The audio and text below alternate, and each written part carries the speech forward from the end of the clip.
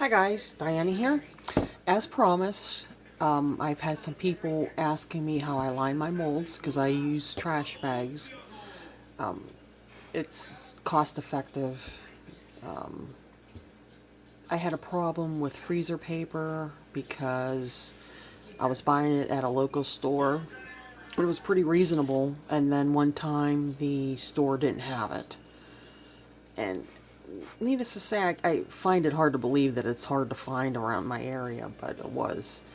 So I got used to using a trash bag, and next time I go to the store, a couple times after, they start having it again. But in the meantime, there's certain times that I use it, like in my slab molds and stuff, but a lot of people don't like it because it leaves wrinkles, but my customers don't care. As long as it doesn't leave wrinkles on the main side, I'm fine with it. I try to get it as smooth as possible on the sides, and then these end cuts are just samples anyway. They get cut off, so that really doesn't matter. And if that's the case, you could plane them if they leave them, too badly, which I do. Okay, first of all, I have my Vaseline, petroleum jelly, and I have a brush. So all I do is I brush all the sides, get all the corners real good, because this is what's going to keep the bag adhered to it.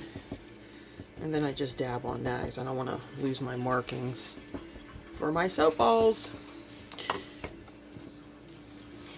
Okay, then I get the white bags. Usually the ones that I get, all I have to do is cut the ends off and then do it down the middle, but I just sent my son to the store and he got the kind that has the kind that I usually get. It just has the flap. It's like part of the bag. This has this part on it, and so I cut that off, and I just made two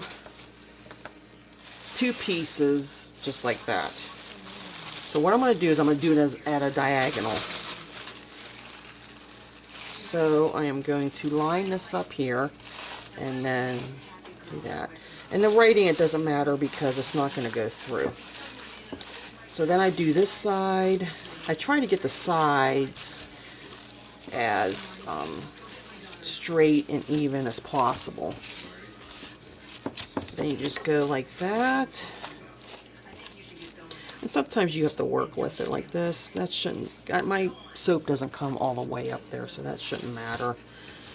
And then what I'm going to do is make this nice and straight.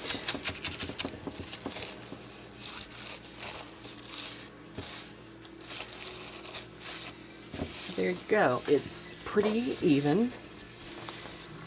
Or should I say pretty smooth. Now these ends I just work, if you can see there, I just work them, and that's why I do the Vaseline, because it will keep that on the top like that. Then when I do this side, and even though these get cut off, I still try to get it pretty straight. Corners, just make sure they're nice and flat. And I have I usually have more crisper corners with this than I do the freezer paper. With the freezer paper, if it's not in there all the way and creased and adhered to the edges, you'll get that. I get that rounded edge, which I really don't like. Which it doesn't really matter anyway because I bevel all mine, but still. I could get them crisper with this, and it's cheaper for me, and it's faster. Not that lining with the freezer paper is so slow, because I've been doing that a while when I first started, and I got sort of fast with it, but still, it's not as fast as I can do with this. And that's it. And there is my lined mold ready to go. Okay, if you have any questions, feel free to comment below and I'll answer as best I can. And happy soaping. Bye-bye.